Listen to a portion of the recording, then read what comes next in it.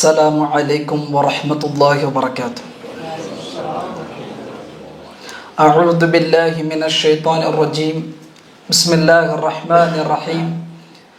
الحمد لله رب العالمين، والصلاة والسلام على أشرف الأنبياء والمرسلين نبينا محمد وعلى آله وأصحابه ومن تبعهم بإحسان إلى يوم الدين، أما بعد. اللهم رب اشرح لي صدري ويسر لي أمري واحلل عقدة من لساني يفقهوا قولي. ربي زدني علما سبحانك لا علم لنا إلا ما علمتنا إنك أنت العليم الحكيم. அன்பார்ந்த எனதருமை இஸ்லாமிய உறவுகளே, அல்லாஹுடைய பேரருளால் பெறும் கிருபையினால் ஃபஜ்ருடைய தொழுகையை நிறைவு செய்துவிட்டு அல்லாஹுடைய மார்க்கத்தை கற்றுக்கொள்ளக்கூடிய ஒரு அருமையான சூழலை அல்லாஹ் சுப்ஹானஹு வ தஆலா மீண்டும் நமக்கு வழங்கியிருக்கிறான். இது அல்லாஹ் சுப்ஹானஹு வ தஆலா வழங்கக்கூடிய மிகப்பெரிய அருள்கொடை. இந்த அருள்கொடைக்காக முதலாவதாக நாம் அல்லாஹ்விடத்தில் நன்றி செலுத்திக் கொள்வோம். அல்ஹம்துலில்லாஹ். எல்லாமல் அல்லாஹ் சுப்ஹானஹு வ தஆலா இந்த அருளை மரணம் நமக்கு வழங்குவானாக. நாம் வாழ்க்கையில் செய்த எல்லா பாவங்களையும் அல்லாஹ் சுப்ஹானஹு வ தஆலா மன்னிப்பானாக, மறைப்பானாக. இந்த உம்மத்தில் நிலவக்கூடிய கஷ்டங்கள், துன்பங்கள், துயரங்கள், சோதனைகள் அனைத்தையும் நீக்கி கண்ணியமிழ்ந்த சமுதாயமாக இல்லாமல் அல்லாஹ் இந்த சமுதாயத்தை ஆக்கி அல்புரிவானாக. அன்பிக்கினிய எல்லாமல்ல அல்லாஹுவின் நல்லடியார்களே, சொர்க்கம் என்கிற ஒரு கல்வி வகுப்பில் தொடர்ச்சியாக பயணிக்கக்கூடிய தௌஃபீக்கை அல்லாஹ் நமக்கு வழங்கி இருக்கிறான். கிட்டத்தட்ட 4 வகுப்புகள் சொர்க்கத்தை பற்றி நாம் நிறைவு செய்திருக்கிறோம். ஒரு சொர்க்கவாதியினுடைய இறுதி முடிவிலிருந்து இந்த உலகத்தை விட்டு அவன் பிரியக்கூடிய அந்த சக்கராத்துடைய ஹாலத் ஒரு சொர்க்கவாதிக்கு எவ்வாறு அமையும், அவருடைய ரூஹ் எவ்வாறு கைப்பற்றப்படும், அவருடைய ரூஹ் எவ்வாறு வானலோகத்தில் பயணிக்கும், எவ்வாறு அவருடைய உறவுகள் எல்லாம் அவரை குளிப்பாட்டி அவருடைய ஜனாசாவை மையவாடிக்கு அழைத்து செல்லும் பொழுது சொர்க்கவாதி எவ்வாறு அதனுடைய சொர்க்கவாதியினுடைய சொல்கள் அமையும், அந்த சொர்க்கவாதி அடக்கம் செய்ததற்கு பிறகு அவருடைய மன்னரை வாழ்க்கை எவ்வாறு அமையும் என்பதை குறித்தெல்லாம் நாம் கடந்த வகுப்புகளில் பார்த்தோம். சென்ற வகுப்பில் அல் பஅஸ பஅதல் மௌத், மௌத்துக்கு பிறகு அல்லாஹ் சுப்ஹானஹு வ தஆலா எழுப்பக்கூடிய ஒரு நாளை வைத்திருக்கிறார். மஹ்ஷர் மைதானத்தில் அல்லாஹ் உலகத்தில் அவன் படைத்த மனிதர்கள், ஜின்கள் என எல்லா அவனுடைய படைப்புகளையும் அல்லாஹ் சுப்ஹானஹு வ தஆலா அந்த மஹ்ஷரிலே கொண்டு வருவான். அப்போ அந்த மஹ்ஷர் எப்படி இருக்கும் என்பதை குறித்து சென்ற வகுப்பில் பார்த்தோம். அல்லாஹ் சுப்ஹானஹு வ தஆலா முதல் சூர் ஊதப்பட்டவுடன் மனிதர்கள் எல்லாம் மரணமாவார்கள். அல்லாஹ் சுப்ஹானஹு வ தஆலா ஒட்டுமொத்தமாக உலகத்தை அழித்ததற்கு பிறகு அவன் கேட்பான், ஐனல் ஜப்பார், ஐன ஜப்பார், ஐனல் முத்தக்கப்பிர், பெருமை அடிக்கக்கூடியவர்கள் எங்கே, ஆணவம் கொள்ளக்கூடியவர்கள் எங்கே, லில்லாஹி வாஹிதில் கஹார், அடக்கி ஆளக்கூடிய ரப்புல் ஆலமீனாக இருக்கக்கூடிய அல்லாஹ்விடத்தில் தான் எல்லாம் இருக்கிறது என்பதாக அல்லாஹ் சுப்ஹானஹு வ தஆலா தன்னை பற்றி அல்லாஹ் சொல்லுவான். இரண்டாவது சூர் ஊதப்படும், மனிதர்கள் எல்லாம் எழுப்பப்படுவார்கள். அந்த பூமியை அல்லாஹ் வேறு பூமியாக மாற்றுவான். நாம் சென்ற வகுப்பில் பார்த்தோம் எப்படி அந்த பூமி மாற்றப்படும். மஹ்ஷர் எப்படிப்பட்ட பூமியாக இருக்கும்? வெண்மையாக, வெள்ளை பாலை போன்று, ரொட்டியை போன்று, எந்தவித கட்டிடங்களும் எந்தவித மரங்களும் எந்தவித செடி கொடிகளும் இல்லாமல் வெளிப்படையாக இருக்கும். வெளிப்படையாக இருக்கும். ஆதம் அலைஹிஸ்ஸலாம் அவர்களிலிருந்து உலகத்தினுடைய இறுதி நாள் பிறந்து மரணிக்கக்கூடிய குழந்தை வரை அல்லாஹ் சுப்ஹானஹு வ தஆலா அங்கே கொண்டு வருவான். இப்ப எவ்வளவு மக்கள் அந்த திறந்த வெளியில் நிற்க வேண்டும். இரண்டாவது, மனிதர்கள் எப்படி எழுப்பப்படுவார்கள்? நிர்வாணமாக, செருப்பில்லாமல், ஹத்னா செய்யப்படாமல் பிறக்கும் பொழுது எப்படி பிறந்தார்களோ அதே நிலையில் அவர்கள் அந்த மஹ்ஷரிலே வருவார்கள். எழும்பியதற்கு பிறகு அவர்கள் நடந்து வரும் பொழுதே அல்லாஹ் சுப்ஹானஹு வ தஆலா சூரியனை வேறாக அல்லாஹ் படைத்து ஒரு மைல் தூரத்திற்கு சூரியனை அல்லாஹ் கொண்டு வந்து விடுவான். அந்த சூரியனிலிருந்து வெளிப்படக்கூடிய வேர்வையினூடாக அவர்களின் பாவத்திற்கு ஏற்ப வேர்வைகள் வடிந்தோடி கொண்டே இருக்கும். இப்படி இருக்கக்கூடிய சூழலில் நரகம் கொண்டு வரப்படும். நரகம் அங்கே இழுத்து வரப்படும். ரசூலுல்லாஹ் சொன்னார்கள் 70 கடிவாளங்கள் உண்டு. அந்த 70 கடிவாளத்திற்கும் 70,000 மலக்குகள், ஒவ்வொரு கடிவாளத்திற்கும் 70,000 மலக்குகள் இருக்கிறது என்பதாக ரசூலுல்லாஹி ஸல்லல்லாஹு அலைஹி வஸல்லம் அவர்கள் சொன்னார்கள். அப்ப அந்த நரகம் கொண்டு வரப்பட்டவுடன் மனிதன் பதறுவான். எங்கேயாவது ஒளிந்து கொள்ள முடியுமா என்றெல்லாம் மனிதன் நினைப்பான். 5வதாக அதனுடைய காலம், ஒரு நாளை இந்த உலகத்தோடு ஒப்பிடும் பொழுது 50,000 வருடங்கள். அப்போ நீண்ட நாள் நிற்க வேண்டும். நீண்ட நாள், ஏன்னா இதெல்லாம் நடக்கும், அல்லாஹுடைய வருகை இருக்கும். அங்கே பிரம்மாண்டமாக அல்லாஹுடைய வருகை இருக்கும். இன்ஷா அல்லாஹ் பின்னால் அதனுடைய வகுப்புகளில் பார்ப்போம். அல்லாஹுடைய வருகையே அந்த மஹ்ஷரில் பிரம்மாண்டமாக இருக்கும். மலக்குகள் இறங்கக்கூடிய அந்த நிகழ்வுகள் நடைபெறும். ரசூலுல்லாஹுடைய ஷஃபாஅத் நடைபெறும். விசாரணை ஆரம்பமாக கிட்டத்தட்ட நீண்ட நாட்கள் அங்கே நிற்க வேண்டும். அந்த நேரத்தில் சொர்க்கவாதிகள், நல்லவர்கள், அவர்களுடைய எழுப்புதல் எவ்வாறு இருக்கும்? சென்ற வகுப்பில் பார்த்தோம். அவர்கள் உஜூஹு யௌமைதி முஸ்ஃபிரா, சிலருடைய முகங்கள் அந்த நாளில் சந்தோஷம் கொண்டதாக இருக்கும். லாஹிகத்தும் முஸ்தபிஷரா, அவர்கள் சிரித்தவர்களாகவும் நற்செய்தி பெற்றவர்களாகவும் அந்த மஹ்ஷர் வருவார்கள். முகங்கள் எல்லாம் வெண்மையாக நூறோடு அந்த நாளில் அந்த மக்கள் வருவார்கள். இப்படிப்பட்ட ஒரு பயங்கர சூழ்நிலையில் சில மக்கள், கண்ணியவான்கள், சொர்க்கவாதிகள், நல்லடியார்கள், அந்த மஹ்ஷர் எழுப்பப்படும் பொழுது அல்லாஹ் சுப்ஹானஹு வ தஆலா பிரத்யோகமாக ஒரு 7 கூட்டத்தார்களுக்கு அவனுடைய அர்ஷின் நிழலை கொடுப்பான். அந்த 7 கூட்டத்தார் தான் அந்த மஹ்ஷர் மைதானத்திலே கண்ணியவான்கள். அந்த 7 கூட்டத்தார்களுக்கு அல்லாஹ் சுப்ஹானஹு வ தஆலா அவனுடைய அர்ஷ் எந்த நிழலுமே இருக்காது. அந்த சூரியன் அமைப்பு மனிதர்களை எல்லாம் அப்படியே அவர்களுடைய உடம்பிலிருந்து வேர்வைகளை வெளியாக்கி கொண்டிருக்கக்கூடிய சூழலில் ஏதாவது நிழல் கிடைக்காதா, நம்மை நாம் ராகத்தாக வைத்துக் கொள்ள வேண்டும் என்று நினைக்கும் பொழுது சில மக்கள் மகிழ்ச்சியோடு சந்தோஷமாக ராகத்தாக அல்லாஹுடைய விசாரணை ஆரம்பம் செய்வதை எதிர்பார்த்த வண்ணம் அந்த மஹ்ஷர், அந்த மைதானத்தில் அந்த அர்ஷுட நிழலில் கீழாக தங்களை அமைத்துக் கொள்வார்கள். சொர்க்கம் வழங்குவதற்கு முன்பதாகவே அல்லாஹ் சுப்ஹானஹு வ தஆலா அந்த அர்ஷின் நிழலில் சில மக்களை கண்ணியப்படுத்துவார். அதனால தான் அறிஞர்கள் சொல்வார்கள், அதிகமாக நாம் சொர்க்கத்திற்கு ஆர்வப்படுகிறோம், சொர்க்கத்திற்கு செல்ல வேண்டும். ஆனால் சொர்க்கத்திற்கு இவ்வளோ பெரிய ஒரு பாதை இருக்கிறது, ஒரு நீண்ட தூரம். அதனால தான் அபூ ஹுரைரா ரலியல்லாஹு தஆலா அன்ஹு தன்னுடைய மரண நேரத்தில் அழுவார்கள். அபூ ஹுரைராட்ட கேட்கப்படும், ஏன் அபூ ஹுரைரா, ஏன் அழுகிறீர்கள்? அவர் சொல்வார், நீண்ட பயணம், குறைவான தயாரிப்பு தான். இது சாதாரண மௌத்தாகி உடனே அல்லாஹ் சொர்க்கத்திற்கு சென்று விடுங்கள் என்று சொல்ல மாட்டார். ஒரு நீண்ட பயணத்தை எதிர்நோக்கிய வண்ணம் நாம் இருக்கிறோம், நம்மிடத்தில் குறைவான தயாரிப்பு தான் இருக்கிறது.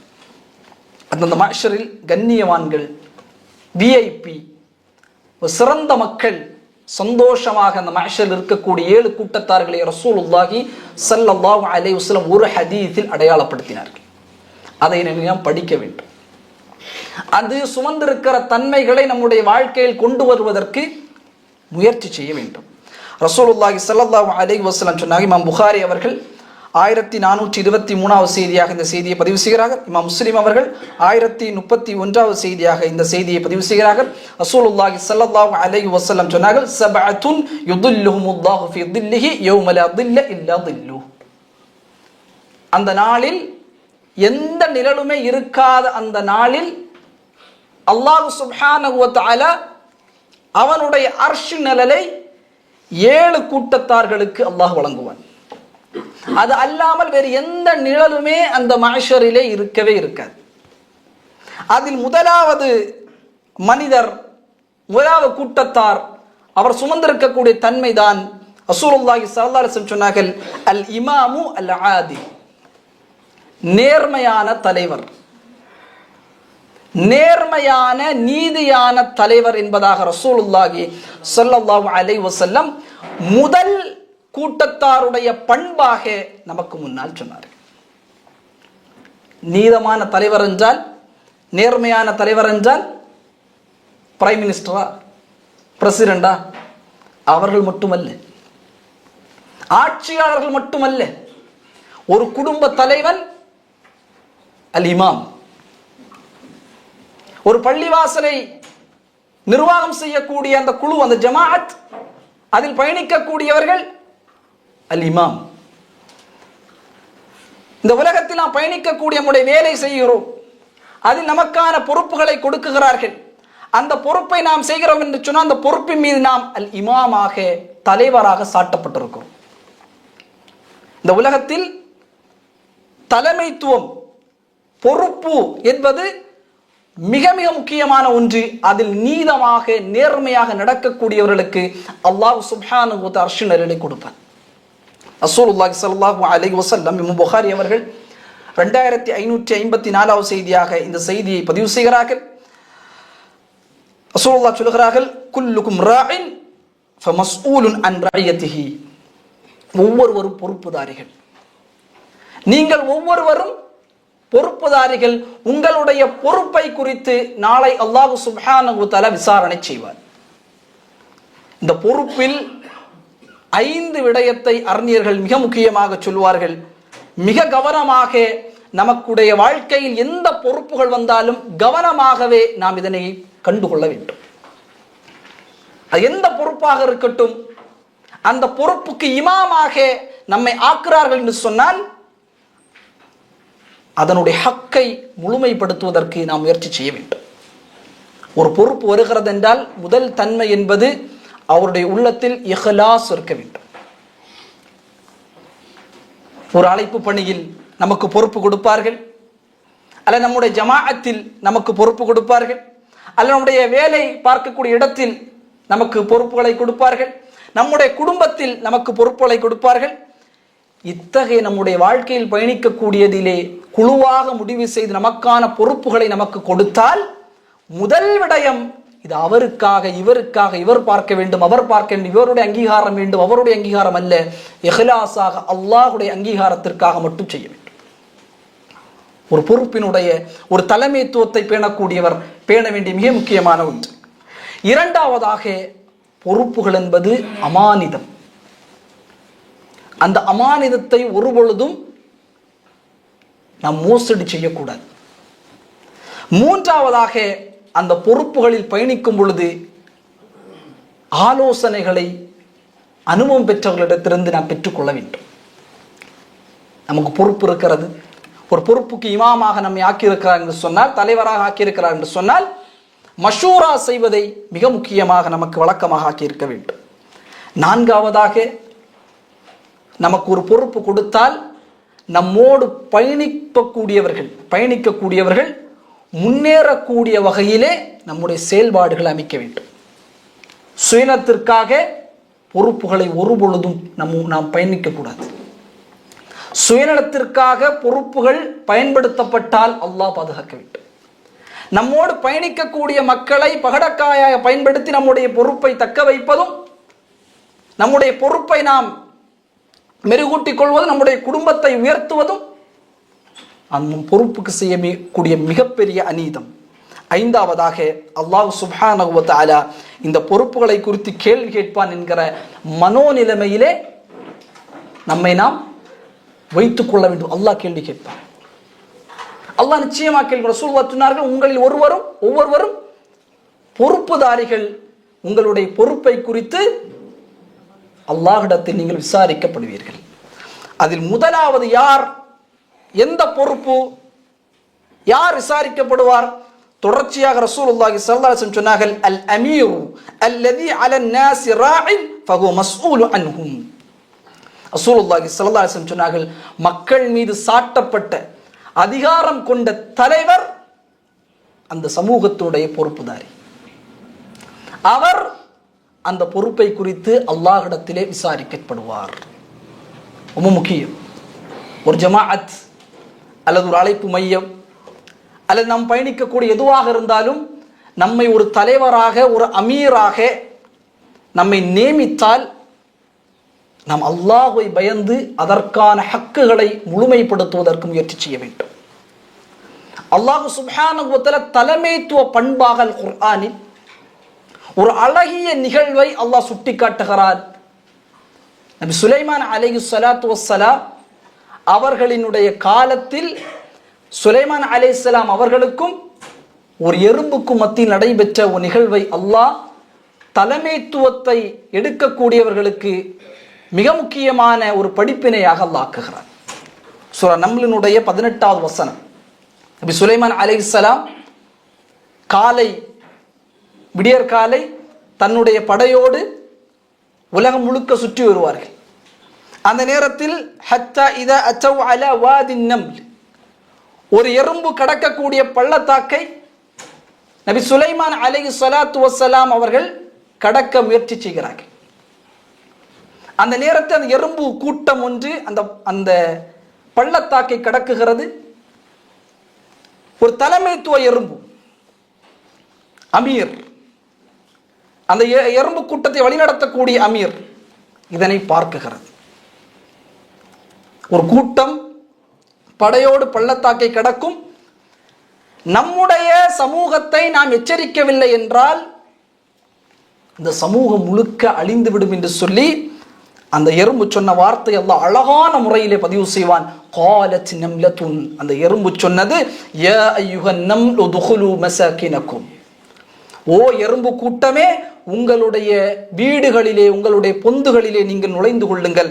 லா யஹ்திமன்னகும் சுலைமான் வ ஜுனூதுஹு, சுலைமானும் அவர்களுடைய படைகளும் இதோ இந்த பள்ளத்தாக்கை கடக்க இருக்கிறார்கள். வஹும் லா யஷ்உரூன், அவர்கள் உணராமல் உங்களை மிதித்து விடுவார்கள். அல்லாஹ் சுப்ஹானஹு, அல்லாஹ்வின் வார்த்தை.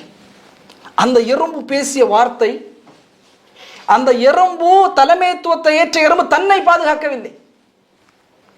நான் மட்டும் எப்படியாவது இதிலிருந்து பாதுகாக்கப்பட வேண்டும் அல்ல, அந்த தலைமை பொறுப்பை ஏற்ற அந்த எறும்பு சொன்ன வார்த்தை தான், யா அய்யுஹன் நம்ல், ஓ எறும்பு கூட்டமே, உதுகுலு மசாக்கினக்கும், உங்களுடைய பொந்துகளிலே உங்களுடைய வீடுகளிலே நீங்கள் நுழைந்து கொள்ளுங்கள்.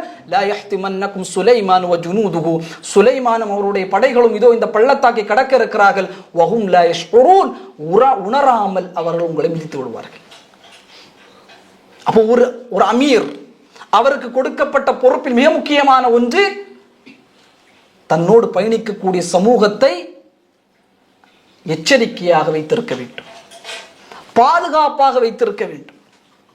அவர்களை வட இருக்கிற பல்வேறு இன்னல்களை விட்டு அவர்களை பாதுகாப்பது ஒரு அமீருடைய மிக முக்கியமான பண்பாக இருக்கிறது. ரசூலுல்லாஹி ஸல்லல்லாஹு அலைஹி வஸல்லம் அவர்களும் அமீர், தலைவர். ரசூலுல்லாஹி ஸல்லல்லாஹு அலைஹி வஸல்லமுடைய தலைமை பண்பு என்பது உண்மையிலேயே அதை நாம் படிக்கும் பொழுது மேசிலித்து விடும். அந்த அளவுக்கு ரசூல் ஸல்லல்லாஹு அலைஹி வஸல்லம் தலைமைத்துவத்தில் கோலாச்சக்கூடியதாக இருந்தார்கள். ரசூலுல்லாஹி ஸல்லல்லாஹு அலைஹி வஸல்லம் அவர்களோடு பயணிக்கக்கூடிய நபி தோழர்கள், ரசூலுல்லாஹோடு இருக்கக்கூடியவர்கள். ரசூலுல்லாஹி ஸல்லல்லாஹு அலைஹி வஸல்லம் அவர்களை பயன்படுத்தி விட்டு தூக்கி எறியவில்லை.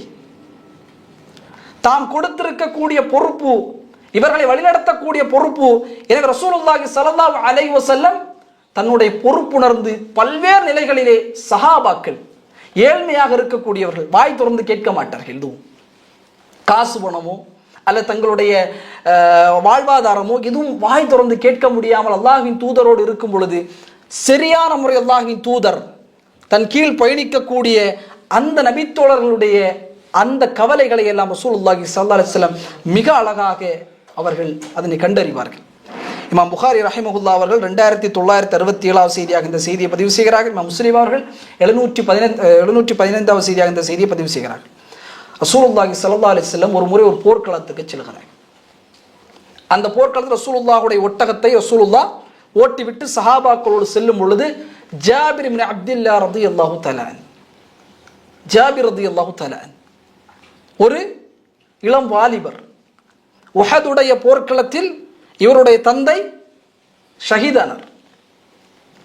ஷஹீதாகுவதோடு மட்டுமல்ல, மரணிப்பதற்கு ஒரு நாளுக்கு முன்பதாக ஜாபிரை அழைத்து அவருடைய தந்தை சொன்னார்கள், என்னுடைய அருமை மகனே, இந்த போர்க்களத்தின் நிலைமை என்னவென்று எனக்கு தெரியாது, ஆனால் எனக்கு கடன் இருக்கிறது, அதனை நீ முழுமைப்படுத்த வேண்டும், அதை தீர்க்க வேண்டும். உன்னோடு பிறந்த 9 சகோதரிகள் உன்னோடு உண்டு, அவர்களை நீ கரையேற்ற வேண்டும், திருமணம் முடித்து கொடுக்க வேண்டும். தந்தை சொல்கிறார். சின்ன பிள்ளை, சின்ன சிறுவன் ஜாபிர் அப்துல்லா ரதி. அந்த டைம்ல அந்த போர்க்களத்திலேயே அவர் இறைப்பாதையிலே ஜாபிருடைய தந்தை மரணிக்கிறார்கள்.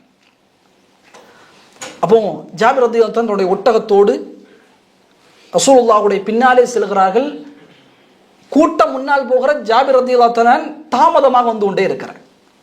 ரசூலுல்லாஹி ஸல்லல்லாஹு அலைஹி வஸல்லம் பார்த்தார்கள், ஜாபிர் எங்கே? ஜாபிர் ரலியல்லாஹு அன்ஹு வருகிறார், ஒட்டகத்தை ஓட்டிக்கொண்டே வருகிறார்கள். ரசூலுல்லாஹ் கேட்டார், மாஷா எனக்கு, உனக்கு என்ன ஆன ஜாபிர், ஏன் இவ்வளவு தாமதமாக வருகிறாய்?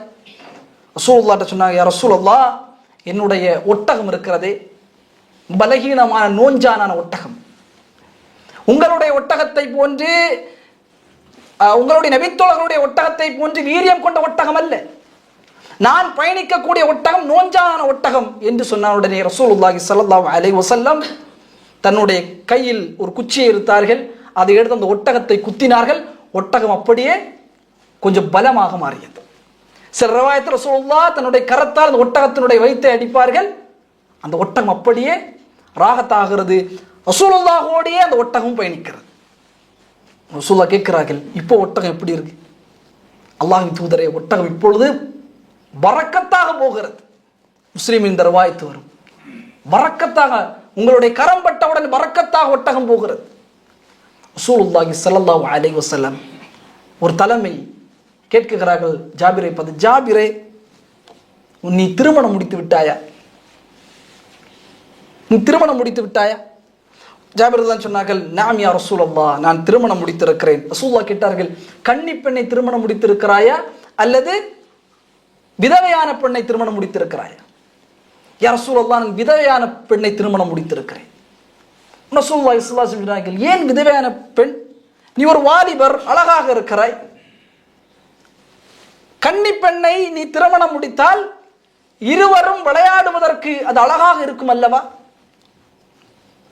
ரசூலுல்லாஹ் சொல்கிறார்கள், நீ ஒரு கன்னி பெண்ணை, உன்னுடைய வயதுக்கு ஒப்பான ஒரு பெண்ணை திருமணம் முடித்தால் இருவரும் சந்தோஷமாக விளையாடுவதற்கு அது அழகாக இருக்கும் அல்லவா? ஜாபிர் தான் சொன்னாங்க, யா ரசூலல்லாஹ், அப்படி அல்ல, எனக்கு 9 சகோதரிகள் இருக்கிறார்கள். அந்த 9 சகோதரிகளுக்கும் எந்த அளவிற்கு இருக்கிறார் என்று சொன்னால், தங்களுடைய முடியை வாரி பின்ன தெரியாதவர்களுக்கு. ஜாபிர் தான் சொல்கிறார், முடியை வாரி பின்ன தெரியாதவர்களுக்கு. எனவே விதவையான பெண்ணை திருமணம் முடிக்கும் பொழுது ஒரு தாயுடைய அன்பு என்பது எங்களுடைய சகோதரிகளுக்கு கிடைக்கும். இப்படிப்பட்ட நபித்தோழர்கள் பாருங்க சகோதரர்கள். என் சகோதரிகள், என்னுடைய சந்தோஷம் அல்ல அங்கே முக்கியம். என்னுடைய பொறுப்பாக 9 சகோதரிகளை என்னுடைய தந்தை விட்டு சென்றிருக்கிறார். என்னுடைய சந்தோஷம் அங்கே முக்கியம் அல்ல. என் சகோதரிகளை அரவணைப்பாக அந்த பெண் பார்த்துக் கொள்வோம் என்ற காரணத்திற்காக நான் திருமணம் முடித்தேன் என்று சொன்ன உடனே ரசூலுல்லாஹி ஸல்லல்லாஹு அலைஹி வஸல்லம் அப்படியே அதை கேட்ட உடனே அப்படியே செல்வார்கள். செல்ல செல்ல அடுத்த ரசூலுல்லாஹ் கேட்பார், ஜாபிர் தான் ஏழ்மையில் இருக்கிறார்கள், கடனில் இருக்கிறார்கள், 9 சகோதரியை திருமணம் முடித்து கொடுக்க வேண்டும், ஏழ்மையான வாழ்க்கை, ஆனால் வாய் திறந்து யார்கிட்டையுமே யாசகம் கேட்காத ஒரு மனிதர். அல்லாஹ் ஸல்லல்லாஹு அலைஹி வஸல்லம் சொன்னாங்க, ஜாபிரை, ஜாபிரை, உன்னுடைய ஒட்டகத்தை நீ விற்க ஆசை விடுகிறாயா? உன்னுடைய ஒட்டகத்தை விற்கிறாயா? எவ்வளவு ரசூலுல்லாஹ் இப்ப தேவை உணர்கிறார். ஒரு தலைவர், ஒரு அமீர், ஒரு தேவை உணர்கிறார். ஜாபிர் ரசூலுல்லாஹ் வெட்கப்படுகிறார். எனது ஒட்டகம் நோஞ்சாராக வந்து அல்லாஹ்வின் தூதரால் கொஞ்சம் பலமாக ஆகிவிட்டது, வெட்கப்படுகிறார். அல்லாஹ்வின் தூதர் ஸல்லல்லாஹு அலைஹி வஸல்லம் சொன்னார்கள், எனக்கு நீ அதை விற்றுவிடு, உனக்கு நான் ஊக்கியா, ஒரு ஊக்கியா உனக்கு தருகிறேன். அன்றைய அரபுகள் ஒரு ஊக்கியான்னு சொன்னால் 40 தங்க திரகம், 40 தங்க திரகம். சில ரிவாயத்துகளில் ரசூலுல்லாஹ் விலை பேசுவார்கள். எவ்வளவு? 200 திரகத்திற்கு விலை பேசுவார்கள். மஹமதில் ஒரு 200 திரகம் ஒரு ஊக்கியா. புகாரி ரஹிமஹுல்லாஹ் பதிவு செய்கிறார்கள். 40 திரகத்திற்கு ரசூலுல்லாஹ் முடித்துவிட்டு சொன்னார்கள், நீ இப்பொழுது தர தேவையில்லை, நீ மதீனாவுக்கு வா, அங்கே போனதற்கு பிறகு நான் அதனை பெற்றுக்கொள்கிறேன். ரசூலுல்லாஹி ஸல்லல்லாஹு அலைஹி வஸல்லம் முன்னாடியே ஒட்டகத்தில் போய்விட்டார்கள். மஸ்ஜிதிலே இருந்தார்கள். 2 ரக்அத் தொழுதார்கள். மஸ்ஜிதுக்கு வெளியே அமர்ந்தார்கள். ஜாபிர் ரலியல்லாஹு அன்ஹு அந்த ஒட்டகத்தை ஓட்டி அப்படியே வருகிறார்கள். வந்து அந்த ஒட்டகத்தை கிட்டினார். ரசூல் ஸல்லல்லாஹு அலைஹி வஸல்லம், ஜாபிரே 2 ரக்அத்துகள் தொழுங்கள் பள்ளிவாசலில். ரசூலுல்லாஹுடைய வழக்கம், போருக்கு சென்றாலும் எங்கு சென்று மதீனாவுக்குள்ளே வந்த 2 ரக்அத்துகள் தொழுது பள்ளிவாசலுக்கு வெளியே மக்களை சந்தித்து விட்டு தான் ரசூலுல்லாஹ் வீட்டுக்கு செல்வார்கள். இப்போ ஜாபிர் ரலியல்லாஹு தொழுது விட்டு வெளியே வரும் பொழுது ரசூலுல்லாஹ் பிலாலை அழைத்தார்கள். பிலாலே, ஒரு ஊக்கியாவை நீங்கள் அவருக்கு அந்த ஒட்டகத்திற்கு பகரமாக கொடுங்கள், அதற்கு அதிகமாகவே கொடுங்கள். ரசூலுல்லாஹ் பிலால்கிட்ட சொல்றாங்க, ஒரு ஊக்கியாக இருந்தாலும் அதற்கு அதிகமாகவே நீங்கள் கொடுங்கள். நிறுக்கப்படுகிறது, அப்படியே அவருடைய கரத்திலே கொடுக்கப்படுகிறது. ஒட்டகத்தை ஜாபிர் ரலியல்லாஹு கெட்டுகிறார்கள். அந்த திரகத்தை எல்லாம் வாங்கிவிட்டு, தங்க காசை வாங்கிவிட்டு ஜாபிர் ரலியல்லாஹு போகும் பொழுது ரசூலுல்லாஹி ஸல்லல்லாஹு அலைஹி வஸல்லம் பிலாலை சொன்னாங்க, பிலாலே, ஜாபிரை அழையுங்கள், ஜாபிரை அழையுங்கள். ஜாபிர் ரலியல்லாஹு அன்ஹு வந்தார்கள். ரசூலுல்லாஹ் சொன்னார்கள், ஹுத் ஜமலக் வலக தமனுஹு. ரசூலுல்லாஹ் சொன்னாங்க, ஜாபிரே, இதோ இந்த ஒட்டகத்தையும் கொண்டு போ, அந்த தங்க காசையும் கொண்டு வா. ஜாபிர், இந்த ஒட்டகத்தையும் நீ கொண்டு போ, தங்க காசையும் கொண்டு, இது உனக்கானது என்பதாக ரசூலுல்லாஹி ஸல்லல்லாஹு அலைஹி வஸல்லம் சொல்லிட்டார்.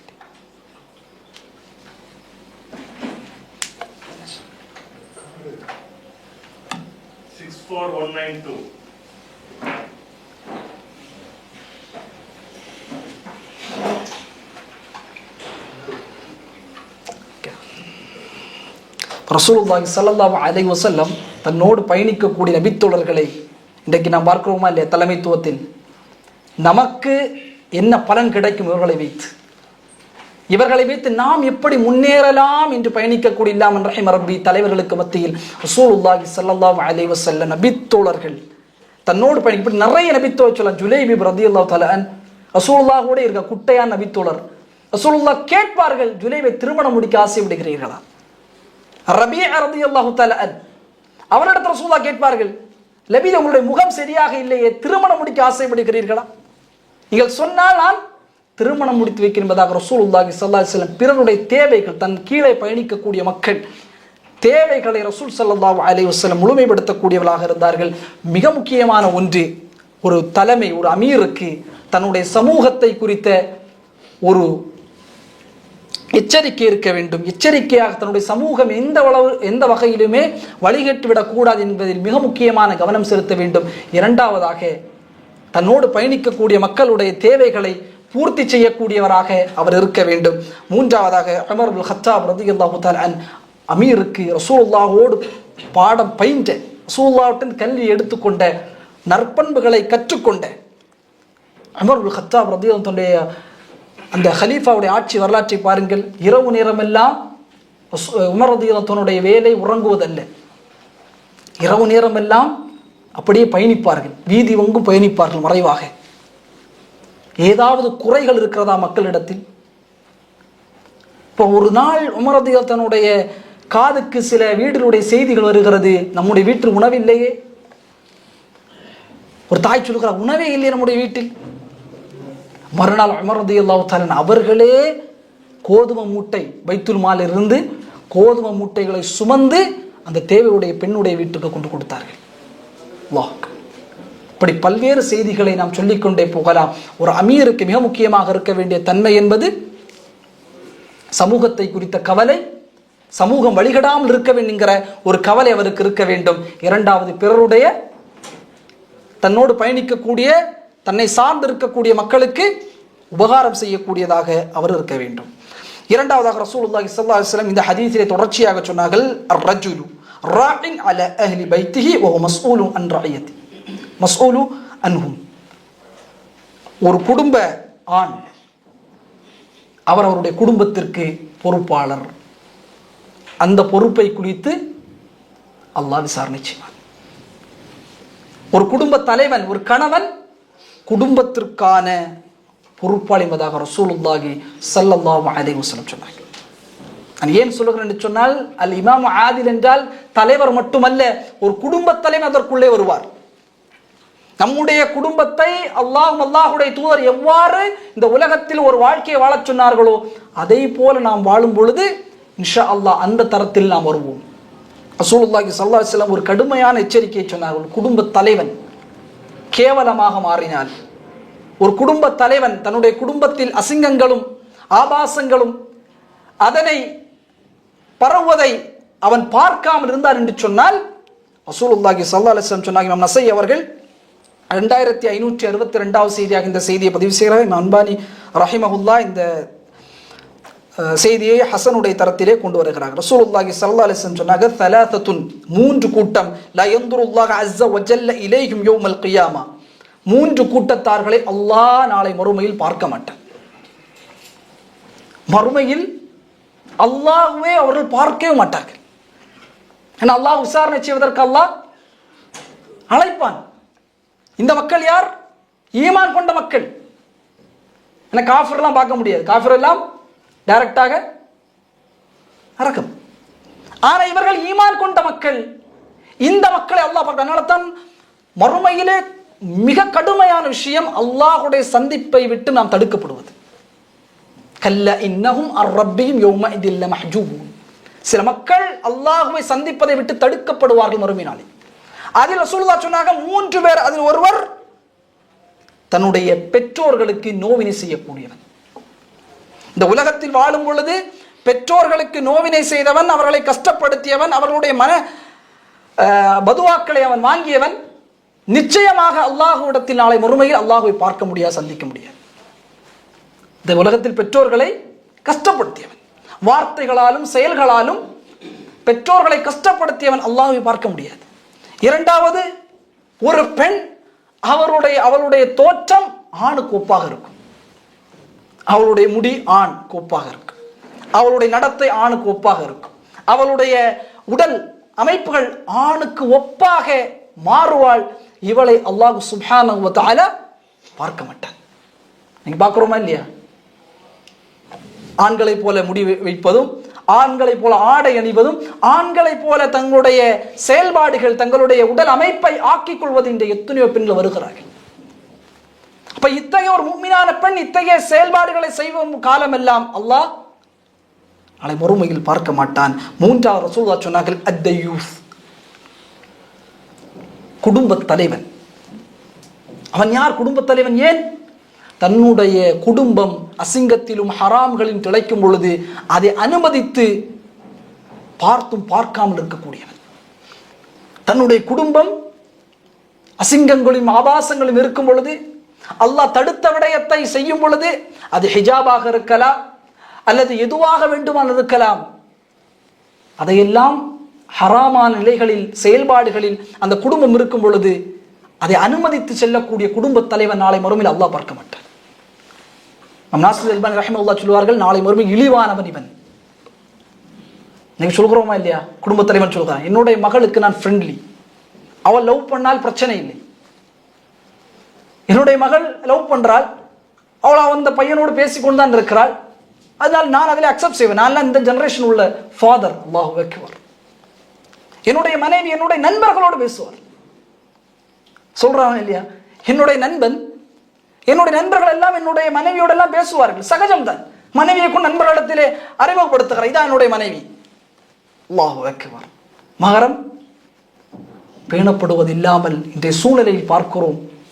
சர்வசாதாரணமாக கணவன் மனைவியை நண்பர்களுக்கு முன்னால் காட்டுகிறான், இதான் என்னுடைய மனைவி, பாருங்கள், பேசுங்கள், நண்பர்களை பகிர்ந்து கொள்ளுங்கள். அல்லாஹ் பாதுகாக்க வேண்டும். அப்துல் ரஸாக் அல் பத்ர் ஹஃபிதஹுல்லாஹ் அவர் பயானில் சொல்வார்கள், அல் புயூத் கௌராத், உங்களுடைய வீடுகள் எல்லாம் அவுரத்துகள். அப்துல் ரஸாக் அல் பத்ர் ஹஃபிதஹுல்லாஹ் சொல்கிறார்கள், உங்களுடைய அல் புயூத்து அவுரத்துகள், உங்களுடைய வீடுகளில் இருக்கக்கூடிய அனைத்தையும் நீங்கள் வெளிப்படுத்தாதீர்கள். உங்கள் கணவன் மனைவிக்கு மத்தியில் உள்ள நேசமாக இருக்கட்டும், உங்களுடைய கணவனுக்கு மத்தியில் இருக்கக்கூடிய செயல்பாடுகளாக இருக்கட்டும், எதுவாக இருந்தாலும் அதனை நீங்கள் வெளிப்படுத்தாதீர்கள். நீங்களே உங்களுடைய வீட்டை இடிப்பதற்கு ஆசைப்படுவீர்களா? நாம் கேட்கிறேன். இன்னைக்கு vlogs அப்படிதானே? குடும்பத்தில் என்ன நடக்கிறதோ ஒட்டுமொத்தமாக உலகத்துக்கு காட்ட வேண்டும். யார்? முஸ்லிம் பேர் தாங்க. எதுவெல்லாம் மறைக்கப்பட வேண்டுமோ அதுவெல்லாம் வெளிப்படுத்தப்படுகிறது. ரசூலுல்லாஹி ஸல்லல்லாஹு அலைஹி வஸல்லம் சொன்னார்கள், the youth வெளிப்படுத்துவாங்க. அதனூடாக ஈட்டக்கூடிய பணம் எல்லாம் ஹராம். தன்னுடைய மனைவியை உலகத்திற்கு காட்டுவதும் தன்னுடைய தாயை உலகத்துக்கு காட்டுவதும் ஹராம். அல்லாஹ் அக்பர். அப்துல் ரஸாக் அல் பத்ர் ஹஃபிதஹுல்லாஹ் சொன்னார்கள், அல்லாஹ் கொடுத்த அமானிதத்தின் மிக பெரும் துரோகத்தை இவன் இழைக்குகிறான். நம்முடைய மனைவி அமானிதம், நம்முடைய பிள்ளைகள் அமானிதம். இந்த அமானிதத்தை மிக பெரும் அளவிற்கு துரோகம் இழைக்கிறான் என்பதாக ஷேக் அப்துல் ரஸாக் அல் பத்ர் ஹஃபிதஹுல்லாஹ் அவர்கள் சொன்னாங்க. எனவே ஒரு குடும்ப தலைவன் தம்முடைய குடும்பத்தில் மிக கவனமாக இருக்க வேண்டும். ஹலாலும் குர்ஆன் சுன்னாவும் அவர்களிட மத்தியிலே உலா வருவதற்கான முயற்சிகளை அவர் எடுக்க வேண்டும். ரொம்ப முக்கியம். மூன்றாவதாக ரசூலுல்லாஹி ஸல்லல்லாஹு அலைஹி வஸல்லம் இந்த ஹதீஸில் தொடர்ச்சியாக சொன்னார்கள், அல் மர்அத்து ராஇயத்துன் அலா பைத்தி பஅலிஹா வ வலதிஹி வ ஹிய மஸ்ஊலத்துன் அன்ஹு. ஒரு பெண் தன்னுடைய வீட்டிற்கும் தன்னுடைய கணவனின் வீட்டிற்கும் தன்னுடைய பிள்ளைக்கும் பொறுப்புதாரி. அதை குறித்து அல்லாஹ் விசாரணை செய்வான். அல்லாஹ் அதை குறித்து கேள்வி கேட்பான். ஒரு பெண்ணுக்கு அல்லாஹ்வின் மார்க்கம் கொடுக்கக்கூடிய மிக முக்கியமான பொறுப்பு, முதல் விடயம் தன்னுடைய கணவனின் குடும்பம், அதை பாதுகாப்பாக வைக்க வேண்டும். இரண்டாவது அவனுடைய குழந்தைகள், அந்த விடயத்தில் மிக பாதுகாப்பாக இருக்க வேண்டும்.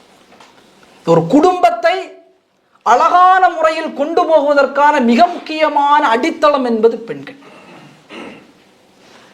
இஸ்லாம் மிக பெரும் அளவிற்கு இந்த பொறுப்பை பெண்களுக்கு கொடுக்கிறது. குடும்ப உறவுகளை சேர்த்து வாழ்வதில், தன் கணவனின் குடும்ப உறவுகள் அவனோடு சேர்த்து வாழ்வதில் மிக கவனமாக இருக்க வேண்டும் ஒரு பெண். ஒரு பெண்மணி மாறாக, இஸ்லாத்திற்கு மாறாக மாறிவிட்டால் என்று சொன்னால் மிக பெரும் அநீதம் அந்த குடும்பத்தில் ஏற்படும். அதனால தான் இந்த நாட்டினுடைய அரசர் ஹம்தான், ஷேக் ஹம்தான் என்ன சொன்னார்? ஹவுஸ் ஒய்ஃப் இல்லை, ஜெனரேஷன் ஷேப்பர். அவர் ஹவுஸ் ஒய்ஃப் அல்ல, பெண்கள். இந்த ஜெனரேஷன் சந்ததிகளை உருவாக்கக்கூடியவர்கள், மிக பெரும் பொறுப்பு பெண்களுக்கு இருக்கிறது. இன்றைக்கு கணவனின் குடும்பம், ஒரு பெண் அந்த குடும்பத்திற்கு பொறுப்பாளியாக ஆக்கும் பொழுது, கணவனின் இரத்த உறவுகளாக இருக்கட்டும், கணவனின் தாய் தந்தைகளாக இருக்கட்டும், அவனோடு சேர்ந்து அவனை வாழ வைப்பது ஒரு பெண்ணுக்கான, அந்த மனைவிக்கான பொறுப்பு. எத்தனையோ சகோதரர்கள் மனைவிக்கு தெரியாமல் உம்மா வாப்பாக்கு காசு கொடுக்க செல்கிறார்கள். இன்றைக்கு என்னிடத்தில் இங்கே பல பேர் என்னட்ட கேட்டார்கள், இப்படி எல்லாம் இருக்கிறது ஷேக், என் மனைவிக்கு தெரிஞ்சால் இது தவறா என்று கேட்கிறான், ஃபத்வா கேட்கிறான். என் மனைவிக்கு தெரியாது, என்னோட உம்மா வாப்பாக்கு. அப்ப எந்த அளவிற்கு குறை சொல்லவில்லை. ஈமானிய பெண்கள், இறை ஒழுக்கம் உள்ள பெண்கள் அப்படி இருக்க மாட்டார்கள். ஆனால் இப்படியும் சில மக்கள் இருக்கிறார்கள். தாய் தந்தை, தன்னுடைய கணவனின் தாய் தந்தை அவரோடு இணைத்து அதை என்கரேஜ் பண்ணணும். நீங்கள் கொடுங்கள். ஃபர்து ஐன், அதுக்கு ஷேഖோட பயான்ல பேசியிருப்பாங்க. மாஷா அல்லாஹ், அது ஒரு ஃபர்து ஐன் ஒரு ஆணுக்கு. அதனாலதான் ஜக்காத் தாய் தந்தைக்கு கொடுக்க கூடாது. காரணம், தாய் தந்தை பராமரிப்பது என்பது ஒரு ஆண் மகனுக்கு ஃபர்து ஐன், கட்டாய கடமை. ஆனா மனைவிக்கு தெரியாமல் எப்படி இருக்கு பாருங்க, மனைவிக்கு தெரியாமல் காசு அனுப்புங்க. அப்போ பொறுப்பு சகோதரர்களே, அந்த பொறுப்பை உணர வேண்டும். அதே போல் இரத்த உறவுகள், கணவர் அண்ணன்ட்ட பேச மாட்டார், தம்பிட்ட பேச மாட்டார், நம்ம சொல்லணும். அந்த உறவுகளை இணைக்க, இதுக்கெல்லாம் என்ன உண்டு? இதுக்கெல்லாம் என்ன உண்டு? அல்லாஹ்விடத்தில் கூலி உண்டு. அந்த பெண்ணினுடைய தரஜா உயரும். அந்த பெண்ணுடைய அந்தஸ்து அல்லாஹ்விடத்தில் உயரும். வெறுமனை தொழுகை இபாதத்து மட்டுமல்ல, தன் குடும்பத்தையும் தன்னுடைய கணவனுடைய குடும்பத்தையும் அவருடைய குழந்தைகளையும் சீரான முறையில் பாதுகாக்கக்கூடிய மிக முக்கியமான பொறுப்பு என்பது ஒரு பெண்ணுக்கு அல்லாஹ் சுப்ஹானஹு வ தஆலா கொடுத்திருக்க. குறிப்பாக தன் கணவனுடைய தாய் தந்தையை நீங்கள் பாருங்கள், என்கரேஜ் பண்ணணும். காரணம், அவர்களை கொண்டு தான் அல்லாஹ் ரஹ்மத்தை ஏற்படுத்துவார். ரசூலுல்லாஹி ஸல்லல்லாஹு அலைஹி வஸல்லம் ஜிப்ரீல் அலைஹிஸ்ஸலாம் வருகிறார். வந்து உவைஸ் இப்னு ஆமிர் என்கிற ஒரு மனிதரை பற்றி அல்லாஹ்வின் தூதர் ஜிப்ரீல் சொல்கிறார். உவைஸ் இப்னு ஆமிர் யார் இவர்? ரசூலுல்லாஹி ஸல்லல்லாஹு அலைஹி வஸல்லம் வாழ்ந்த காலத்திலேயே யமனில் இருக்கிறார். ரசூலுல்லாஹ் வாழ்ந்த சஹாபி இல்லை. ரசூலுல்லாஹ் வாழ்ந்த காலத்திலே யமனில் இருக்கிறார். ரசூலுல்லாஹுடைய அந்த அழைப்பு பணியினுடைய வீரியம் பல்வேறு நாடுகளில் இந்த இஸ்லாம் பயணிக்குகிறது. அல்லாஹ்வின் தூதருடைய இந்த மார்க்க செய்திகள், உபதேசங்கள், குர்ஆன்கள், அல்லாஹ்வின் தூதருடைய ஒழுக்கங்களை எல்லாம் கேட்டு இஸ்லாத்தை ஏற்குகிறார். இவருக்கு அல்லாஹ் ஒரு தொழுநோயும் கொடுத்திருந்தார். அந்த தொழுநோயும் தீர்ந்த வகையில் அதனுடைய அடையாளங்கள் உடம்பிலே இருக்கக்கூடிய வண்ணம் தான் இவர் இருப்பார். இவருக்கு ஒரு ஆசை, ரசூலுல்லாஹ்வை பார்க்க வேண்டும். எவ்வளவு பெரிய விஷயம்! ரசூலுல்லாஹ்வை பார்க்கணும், அல்லாஹ்வின் தூதர் அவரை பார்க்க வேண்டும் என்கிற ஆசை, எப்படியாவது பார்க்க வேண்டும் யமனில் இருந்து சென்று. ஆனால் அவருக்கு தடையாக ஒரே ஒரு விடயம் தான் இருக்கிறது, அவருடைய தாயார். முதுமையை தழுவி அவருடைய தாயார் இருக்கிறார்கள். இவருக்கு தாயை விட்டு செல்ல மனமில்லை. விட்டுட்டு போனா யாரும் தாயை பார்க்க முடியாது, யாரும் தாய்க்கு உணவு கொடுக்க முடியாது. தாய் எழும்பி கழிவு வெளிப்படுத்தக்கூடிய வகையில் அவருடைய தாய் இல்லை. அப்போ உவைஸ் நினைக்குகிறார், சரி ஓகே, தாய் மரணித்ததற்கு பிறகு ரசூலுல்லாஹ்வை சந்திப்பார். ரசூலுல்லாஹ் நம்ம என்ன தேர்ந்தெடுப்போம்? ரசூலுல்லாஹ் எப்படியாவது பார்க்கணும், அப்படிதான் நம்மளுடைய தேர்ந்தெடுப்பு இருக்குமா இல்லையா? அவர் என்னுடைய தாய் மரணிக்கட்டும் செல்லாம். ஆனால் ரசூலுல்லாஹி ஸல்லல்லாஹு அலைஹி வஸல்லம் அவருடைய தாய் மரணிப்பதற்கு முன்பதாகவே அல்லாஹ்வின் தூதர் மரணித்து விட்டார். மரணித்ததற்கு பிறகு ரசூலுல்லாஹ் மரணிச்சிட்டாங்க. ரசூலுல்லாஹ் வாழும் பொழுது ஜிப்ரீல் இதை சொன்னார் அல்லவா? ரசூலுல்லாஹி ஸல்லல்லாஹு அலைஹி வஸல்லம் உமரை அழைக்கிறார்கள். உமர் இப்னுல் கத்தாப் ரலியல்லாஹு தஆலா அழைக்கிறார். இமாம் ஸஹீஹுல் முஸ்லிமில் 2542வது செய்தியாக இந்த செய்தி பதிவு செய்கிறார். ரசூலுல்லாஹ் அழைத்து சொல்கிறார்கள், உமரே, நிச்சயமாக நீ யமனை கைப்பற்றுவாய். நீ யமனுக்குள்ளே செல்லும் பொழுது ஒரு மனிதர் அங்கே இருப்பார், உவைஸ் இப்னு ஆமிர் என்ற மனிதர். அவரை நீ பார்த்தால் அவரிடத்தில் சில அடையாளங்கள் இருக்கும், அவரிடத்தில் தொழுநோய் ஒட்டி இருக்கும். அந்த தொழுநோய் தீர்ந்த வகையிலே சில அடையாளங்கள் உள்ளத்தில் சுமந்திருப்பார் உடலில். அவரை பார்த்தால் உன் பாவத்திற்காக அல்லாஹ்விடத்தில் மன்னிப்பு. உவைஸ் ஆடுகளை மேய்க்கக்கூடிய, தொழுநோய் வந்து உடலில் அடையாளத்தை சுமக்கக்கூடிய ஒரு மனிதரை உமர் இப்னு கத்தாப் வாழும் பொழுதே சொர்க்கத்தில் வீடு இருக்கிறது என்று சொல்லப்பட்ட உமரை பார்த்து ரசூலுல்லாஹ் சொன்னாங்க, உமரே, உன் பாவத்திற்காக உவைஸை நீ சந்தித்தால் பாவ மன்னிப்பு தேடு. உமர் ரலியல்லாஹு தஆலா ரசூலுல்லாஹ்வுடைய வார்த்தை மரணம் வரை உமர் மறக்கவில்லை. ஒவ்வொரு ரசூலுல்லாஹ் மரணத்திற்கு பிறகு ஒவ்வொரு ஹஜ்ஜிலும் அழைப்பிடுவார். யமனில் வரக்கூடிய மக்களை பார்த்து கேட்பார், உங்களிடத்தில் உவைஸ் இருக்கிறாரா? உவைஸ் என்கிற மனிதர் உங்களிடத்தில் உண்டா? அதே ரசூலுல்லாஹ்வுடைய வார்த்தை உண்மையாகிறது. யமனை நோக்கி, யமனை வெற்றி கொண்டு உள்ளே செல்கிறார். சென்ற உடனே, உள்ளே நுழைந்த உடனே ரசூலுல்லாஹ்வுடைய வார்த்தை ஞாபகம் வருகிறது, ஐன உவைஸ், உவைஸ் எங்கே இருக்கிறார்? உவைஸ் கொண்டு வரப்பட்டார். சொல்லப்பட்டது, அந்த உவைஸ், நீங்களா உவைஸ் இப்னு ஆமிர்? நஅம். மின் முராதின், இந்த முராத் கோத்திரத்தை சார்ந்தவரா? மின் கர்னின், கர்ன் கோத்திரத்தை சார்ந்தவரா? நஅம். வ கான பிக பரசுன், உங்களுக்கு ஒரு தொழுநோய் இருந்து அந்த தொழுநோயை அல்லாஹ் சுப்ஹானஹு வ தஆலா எடுத்து விட்டானே, அதனுடைய அடையாளம் உங்களுடைய உடலில் இருக்கிறதே. காட்டினார், ஆம், இந்த அடையாளம். சொன்ன விட்டு உமர் இப்னு கத்தாப் ரலியல்லாஹு தஆலா அன், எல்லா நபித்தோழரும் இருக்கக்கூடிய அந்த சூழலில் உமர் ரலியல்லாஹு தஆலா அன் அவர்களை பார்த்து சொன்னார்கள், இஸ்தக்ஃபிர்லி, இஸ்தக்ஃபிர்லி யா உவைஸ், எனக்காக அல்லாஹ்விடத்திலே பாவ மன்னிப்பை நீ தேடுவாயாக. நபித்தோழர்களுக்கு புரியவில்லை. சாதாரண மனிதர், ஆடை அழகாக இல்லை, முகம் அழகாக இல்லை, எந்த விதமான வெளித்தோற்றம் அழகாக இல்லை. ஆனால் உமர் இப்னு கத்தாப் கலீஃபா, மிகப்பெரிய அந்தஸ்துக்கு சொந்தக்காரர். ஒட்டுமொத்த அரபு தீபகற்பமும் உமர் என்று சொன்னால் மிகப்பெரும் அளவிற்கு ஒரு எழுச்சி வரக்கூடிய வகையில் இருந்த அந்த சூழலிலே, இஸ்தக்ஃபிர்லி, எனக்காக உவைஸே அல்லாஹ்விடத்தில் பாவமன்னிப்பு கேள். உவைஸ் கரத்தை உயர்த்தி உமருக்காக பாவமன்னிப்பு தேடினார். உமர் கேட்டார்கள், ஐன துரீது, எங்கே போக நீங்கள் விரும்புகிறீர்கள்? அவர் சொன்னால், கூஃபாவுக்கு போக நான் விரும்புகிறேன். உடனே சொன்னார்கள், நான் ஏதாவது கடிதம் எழுதி, கூஃபா என்னுடைய ஆட்சி தான் நடைபெற்று கொண்டிருக்கிறது, உங்களுக்கு ஏதாவது அந்த கம்ஃபர்ட், அந்த வீடுகள் வாசல்கள் என்று ஏதாவது உங்களுக்கு நான் எழுதி தருகிறேன். இல்லை, வேண்டாம், நான் இப்படியே மக்களோடு மக்களாக இருப்பதான் ஆசைப்படும் என்பதாக உவைஸ் கூஃபாவை நோக்கி பயணப்படுகிறார். ரசூலுல்லாஹி ஸல்லல்லாஹு அலைஹி வஸல்லம் அவருடைய வார்த்தையை உமர் மறக்கவில்லை. 3 அல்லது 4 ஹதீஸ் தான் இவரை தொட்டு வரும். உமர் மீண்டும் ஹஜ்ஜுக்கு கூஃபாவிலிருந்து வரக்கூடிய மக்களை எல்லாம் பார்த்து கேட்பார்கள், உவைஸ் இருக்கிறாரா, உவைஸ் இருக்கிறாரா? கேட்கப்படும். உவைஸ் வரவில்லை.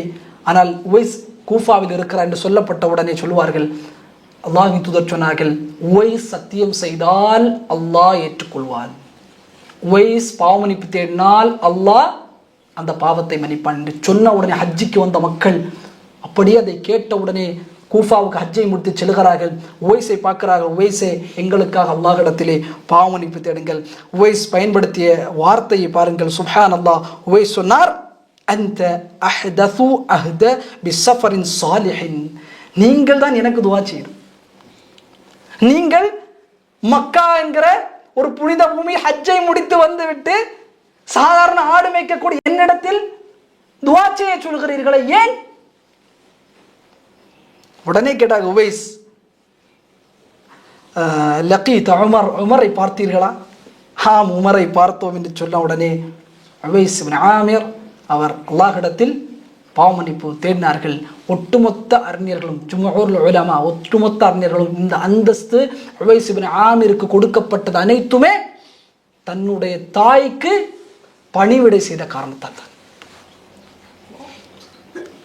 தன்னுடைய தாய் இருக்கிறார்களே, அந்த தாய்க்கு பணிவிடை செய்த காரணத்தால் மட்டும்தான் உவைஸ் இப்னு ஆமிருக்கு அல்லாஹ் இந்த அந்தஸ்தை கொடுத்தான் என்பதாக ஜும்ஹூருல் உலமா அறிஞர்கள் நமக்கு சொல்லி காட்டுவார்கள். இப்போ சாதாரண விஷயம் அல்ல. தாய்க்கு தந்தைக்கு பணிவிடை செய்வது, தாய் தந்தையை பராமரிப்பது இந்த அருள் நிஅமா. அதனால தான் அறிஞர்கள் சொல்வார்கள், யாராவது உங்களில் தாய் தந்தை ஒருவர் நல்லா உபசரிக்கிறார் என்று சொன்னால் அவரிடத்தில் சென்று துஆ செய்ய சொல்லுங்க எங்களுக்காக. அதுபோல நாம் தாய் தந்தையை பராமரித்து இருந்தால், நாம் கரத்தை உயர்த்தினால் அல்லாஹ் ஏற்றுக்கொள்வான் பிரார்த்தனைகள்.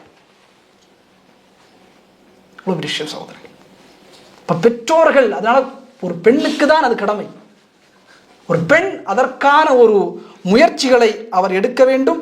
தன்னுடைய கணவன் குடும்பத்தோடு சேர்த்து வைக்கக்கூடிய நிலைகளை ஒரு பெண் எடுக்க வேண்டும் என்பதாக ரசூலுல்லாஹி ஸல்லல்லாஹு அலைஹி வஸல்லம் ஒரு பெண் குடும்பத்திற்கு, கணவன் குடும்பத்திற்கும் பிள்ளைகளுக்கும் பொறுப்பு என்பதாக ரசூலுல்லாஹி ஸல்லல்லாஹு அலைஹி வஸல்லம் சொன்னார்கள். 4வதாக, வல அப்து ராஇன் அலா மாலின் சய்யிதிஹி வஹு மஸ்ஊலு அன்ஹு, ஒரு அடிமை எஜமானனுடைய பொருள்களுக்கு பொறுப்புதாரி. நாம் யாரிடத்தில் வேலை பார்த்தாலும் சரி, நாம் அவருக்கு கீழ் இருக்கிறோம், அவருடைய உடைமைகளும் காசுகளும் நமக்கான பொறுப்பு. அதை அவருக்கு தெரியாமல் எடுக்கலாம். அவர் பார்க்கையா போகிறார், இவர் பார்க்கையா போகிறார் என்று நினைத்தால் உலகத்திலேயே அல்லாஹ் நாசத்தை ஏற்படுத்துவார். அல்லாஹ்விடத்தில் அதற்கான பதிலை நாம் நிச்சயமாக சொல்ல வேண்டும். ரசூலுல்லாஹி ஸல்லல்லாஹு அலைஹி வஸல்லம் உடைய மருமகன் அபுல் ஆஸ் இப்னு ரபீ, ரசூலுல்லாஹுடைய மருமகன், அவருடைய தாயாருடைய பேர் அபுல் ஆஸ் இப்னு ரபீ, ரசூலுல்லாஹுடைய மருமகன், ஸைனப் ரலியல்லாஹு அன்ஹாவுடைய கணவர். அவருடைய தாயார் ஹாலா பின்த் ஹுவைலித், ஹதீஜா ரலியல்லாஹு அன்ஹாவுடைய சகோதரி. ஹதீஜா ரலியல்லாஹு அன்ஹா அபுல் ஆஸை தான் தன்னுடைய மகள் ஸைனபுக்கு திருமணம் முடித்து கொடுத்தார்கள். ருக்கையா உம்மு குல்சுமுக்கு அபூ ஜஹலுடைய பிள்ளைகளை மக்காவில் இருக்கும் பொழுது திருமணம் முடித்து கொடுத்தார்கள். ரசூலுல்லாஹுடைய அழைப்பு பணி வருகிறது. அந்தி ரஷீரத்தக்கல் அக்ரபீன், நிறைய குடும்பத்தார்களுக்கு சேர்க்கை சென்றுங்கள். ரசூலுல்லாஹுக்கு அந்த அழைப்பு வந்த உடனே ரசூலுல்லாஹ் அழைப்பு பணி செய்கிறார்கள். ரசூலுல்லாஹ் எல்லா செய்யும் பொழுது அபூ லஹப் திட்டுகிறான். தப்பத் யதா அபி லஹபி வ தப், அல்லாஹ் வசனத்தை இறக்குகிறான். வசனத்தை எல்லாம் மக்கள் ஓதுகிறார்கள், சஹாபாக்கள். அபூ லஹபுக்கு கோபம். அழைத்தான் 2 பிள்ளைகளையும். 2 பேரும் ருக்கையாவையும் உம்மு குல்சூமை விவாகரத்து செய்ய வேண்டும், முஹம்மதுடைய வீட்டுக்கு அனுப்புங்கள். இருவரும் ஒரே நாளில் விவாகரத்து செய்தார்கள். ருக்கையாவும் உம்மு குல்சூமும் ரசூலுல்லாஹுடைய வீட்டுக்கு வந்து அமர்கிறார்கள். அபுல் ஆஸ் பின் ரபீஆ அழைக்கிறார். அபுல் ஆஸே, முஹம்மது நம்முடைய கொள்கைக்கு எதிராக நிற்கிறார். ஒரு பிள்ளையை உங்களுக்கு திருமணம் முடித்து தந்திருக்கிறார், ஜைனபை விவாகரத்து செய்யுங்க. அவர் சொன்னார், இல்லை, நான் விவாகரத்து செய்ய மாட்டேன். ஜைனபை விட ஒரு சிறந்த பெண் எனக்கு அப்படியே வரலாறு. இப்னு அப்பாஸ் சொல்வார்கள், அபுல் ஆஸுடைய வரலாற்றில் ஜைனபை விட ஒரு சிறந்த பெண்ணினுடைய வாழ்க்கையில் கிடையாது, எனவே நான் அப்படி செய்ய மாட்டேன். ரசூலுல்லாஹி ஸல்லல்லாஹு அலைஹி வஸல்லம் ரொம்ப சந்தோஷம்.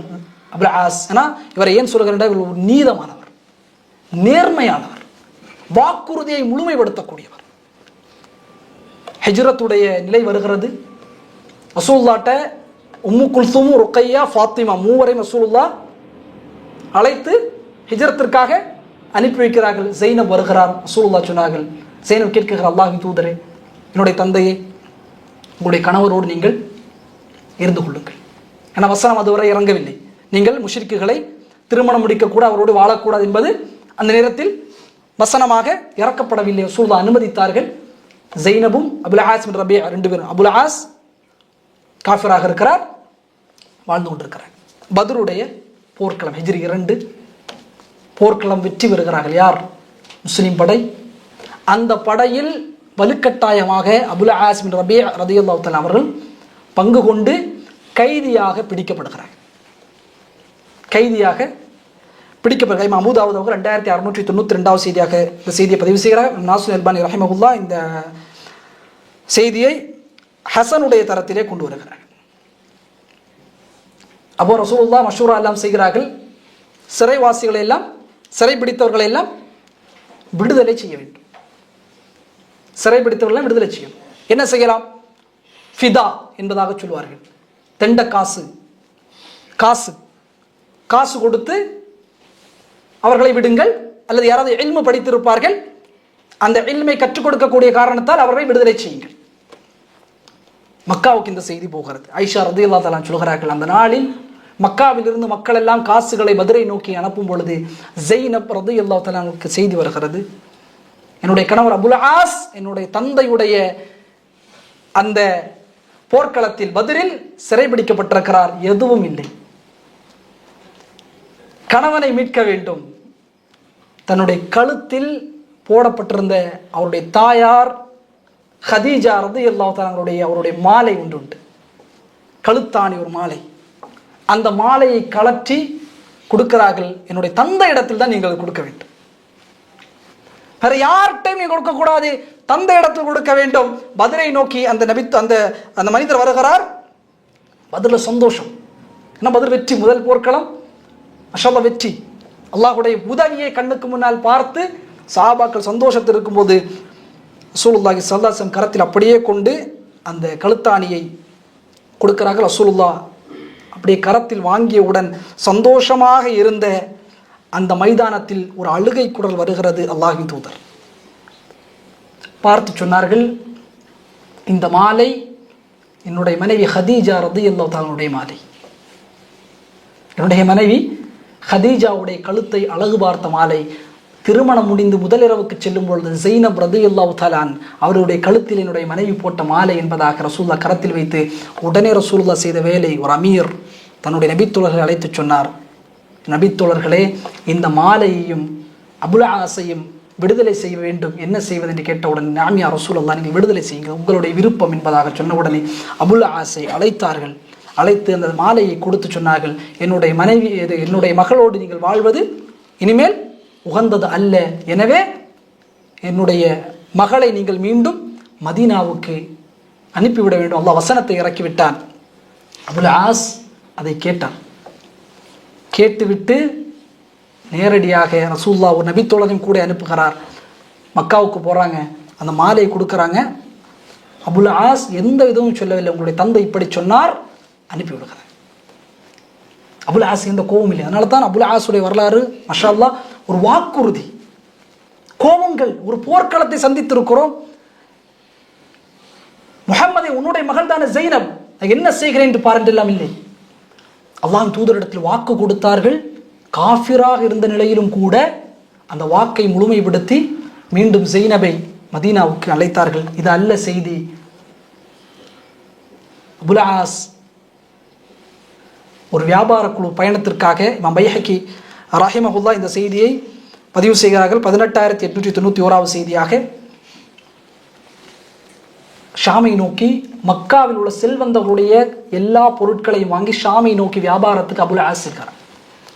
ஹிஜ்ரி 5 அல்லது 6 செல்லும் பொழுது, அந்த நேரத்திலே மதீனாவை கடக்கும் பொழுது முஸ்லிம்கள் அபுல் ஆஸுடைய செல்வத்தையும் அபுல் ஆஸையும் சிறைபிடிக்க முற்படுகிறார். அபுல் ஆஸ் அதில் தப்பித்து ஓடி மதீனாவுக்குள்ளே சென்று ஜெய்னபுடைய வீடு எங்கே இருக்கிறது என்று கேட்டு ஜெய்னப் ரலியல்லாஹு தஆலா அவங்களுடைய வீட்டுக்கு சென்று அடைக்கலம் புரிகிறார்கள். எனக்கு நீங்கள் பொறுப்பாக இருக்க வேண்டும், என்னை நம்பி ஒரு கூட்டம் பொருளாதாரத்தை தந்திருக்கிறது, நான் அவரிடத்தில் கொண்டு கொடுக்க வேண்டும். ஜெய்னப் ரலியல்லாஹு ஃபஜ்ருடைய தொழுகை முடிந்த ரசூலுல்லாஹ் திரும்பி உட்காருகிறார்கள். பள்ளிவாசலுக்கு வெளியே ஜெய்னப் ரலியல்லாஹு தன் சத்தமிடுகிறார்கள், அல்லாஹ்வின் தூதரே, அபுல் ஆஸை நான் பொறுப்பேற்கிறேன், யாரும் அபுல் ஆஸை தீண்டக்கூடாது, அவருடைய பொருளையும் அவரோடு நீங்கள் அனுப்ப வேண்டும். ரசூலுல்லாஹ் நபித்தோரிடத்தில் மஷூரா செய்கிறார்கள். நபித்தோர், யா ரசூலுல்லாஹ் நீங்கள் செய்யுங்கள். ரசூலுல்லாஹ் அனுமதி கொடுக்கிறார்கள். கொஞ்சம் நாள் திரும்பி செல்வதற்கு தாமதமாக அபூபக்கர் சந்திக்கிறார். அபுல் ஆஸே, அல்லாஹ்வின் தூதர் எவ்வளவு கண்ணியமாக உங்களை சொல்லியிருக்கார் தெரியுமா, இஸ்லாத்தை ஏற்கலாம் அல்லவா? உமர் சந்திப்பார், அபுல் ஆஸ் இஸ்லாத்தை ஏற்கலாம் அல்லவா? இஸ்லாத்தை ஏற்கவே மாட்டார், இஸ்லாத்தை ஏற்கவே மாட்டார். பயணம் முடிந்து செல்வார்கள் எங்கே? மக்காவை நோக்கி. மக்காவை நோக்கி சென்று அங்க இருக்கக்கூடிய எல்லா செல்வந்தரையும் அழைத்து எல்லா பொருளாதாரம் கணக்குகளையும் ஒப்படைப்பார்கள். ஒப்படைத்து சொல்வார்கள், யா மஅஷர குரைஷ், ஓ குரைஷ் கூட்டமே, ஹல் பகா லி அஹதி மின்கும் இந்தி மாலும், உங்களிடத்தில் கொடுக்கப்பட்ட பொருளாதாரம் எல்லாம் சரியாக இருக்கிறதா, ஏதாவது பாக்கி இருக்கிறதா, ஏதாவது தர வேண்டுமா, ஏதாவது அதில் குறைபாடு இருக்கிறதா? லா, எல்லாம் சொன்னாங்க. லா, ஜஸாக்கல்லாஹ், அல்லாஹ் உங்களுக்கு கூலி தரட்டும், நாங்கள் உங்களை பெற்றிருக்கிறோம் கண்ணியமானாக, நீங்கள் ஒருபொழுதும் மாறு செய்ய மாட்டீர்கள் என்று சொன்ன உடனே அவர்கள் சொல்லுவார்கள், வல்லாஹி, அல்லாஹ்வின் சத்தியமாக நான் மதீனாவில் இஸ்லாத்தை ஏற்றிருப்பேன், நான் மதீனாவில் இஸ்லாத்தை ஏற்றி இந்த பொருளாதாரத்தை உங்களிடத்தில் கொண்டு தந்தால் நீ மோசடி செய்து விட்டாய், நீ அநீதம் புரிந்து விட்டாய், நீ இந்த பொருளாதாரத்தை எல்லாம் விளையாடி விட்டாய் என்று சொல்லுவீர்கள். ஆனால் அதன் காரணமாக நான் இஸ்லாத்தை ஏற்கவில்லை. ஃபஇன்னி அஷ்ஹது அல்லா இலாஹ இல்லல்லாஹ் வ அன்ன முஹம்மதன் அப்துஹு வ ரசூலு என்று அந்த குறைஷி மக்களுக்கு மத்தியில் இஸ்லாத்தை ஏற்றான். தனக்கு பொறுப்பில் கொடுக்கப்பட்ட அந்த பொருளாதாரம், அந்த பொருட்கள், இதில் எந்த விதமான மாறுபாடுகளையும் அவர்களும் நினைக்கக்கூடாது என்று அபுல் ஆஸ் மிக பெரும் நேர்மையாளராக இருந்தார். மதீனாவுக்கு வந்தார். ரசூலுல்லாஹி ஸல்லல்லாஹு அலைஹி வஸல்லம் அவருடைய கரத்தை பிடித்து இஸ்லாத்தை ஏற்றார். ஹிஜ்ரி 7 இணைந்ததுதான் தாமதம். ஒரு மாதம் ஜெய்னப் ரலியல்லாஹு மறந்து விடுகிறார். ரசூலுல்லாஹ் அந்த மதீனாவுக்குள்ள அபுல் ஆஸ் வந்தவுடன் ரசூலுல்லாஹ் திருமணம் முடித்து வைத்தார்கள். முடிந்த ஒரு மாதம் வரலாற்று ஆசை பதிவு செய்வார்கள். முடித்தவுடனே ஜெய்னப் மரணித்து விடுவார். அல்லாஹ் அக்பர். என அன்பிக்கினே எல்லாம் அல்ல அல்லாஹுவின் நல்லடியார்களே, பொறுப்புகள், நான் தான் சொல்கிறேன், எந்த பொறுப்பாக இருக்கட்டும் அதில் மிக முக்கியமாக இந்த பொறுப்பு அது இஹ்லாஸான முறையில் கையாள வேண்டும். இரண்டாவது, அது அமானிதம் என்பதை புரிந்து கொள்ள வேண்டும். மூணாவது, அனுபவமிக்கவரிடத்திலிருந்து மஷூராக்களை, ஆலோசனைகளை எடுத்துக்கொள்ள வேண்டும். நாலாவது, நம்மை சுற்றி இருக்கக்கூடிய, நாம் பொறுப்பில் இருந்தாலும் நம்முடைய சுயநலம் அல்ல அந்த பொறுப்புக்கு, நம்மை சுற்றி இருக்கக்கூடியவர்களும் இந்த பொறுப்பினூடாக பயனடைய வேண்டும் என்கிற மனோநிலைமை. ஐந்தாவது, அல்லாஹ் கேள்வி கேட்பான் என்கிற மனோநிலைமை. 7 கூட்டத்தார்கள் ரசூலுல்லாஹி ஸல்லல்லாஹு அலைஹி வஸல்லம் சொன்ன அல் இமாமு அல் ஆதில், நேர்மையான தலைவர்.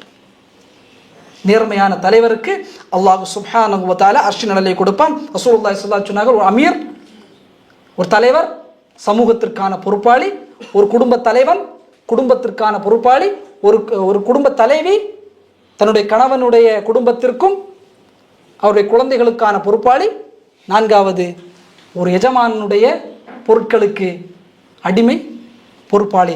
இதை குறித்தெல்லாம் நீங்கள் அல்லாஹ்வை பயந்து கொள்ளுங்கள். நிச்சயமாக அல்லாஹ் சுப்ஹானஹு வ தஆலா இதை குறித்து உங்களிடத்தில் கேள்வி கேட்பான். இல்லாமல் அல்லாஹ் சுப்ஹானஹு வ தஆலா பொறுப்புகளை அவன் விரும்பக்கூடிய வகையில் முழுமைப்படுத்தக்கூடிய நன்மக்களாக நாம் அனைவரையும் ஆக்கியல் புரிவானாக.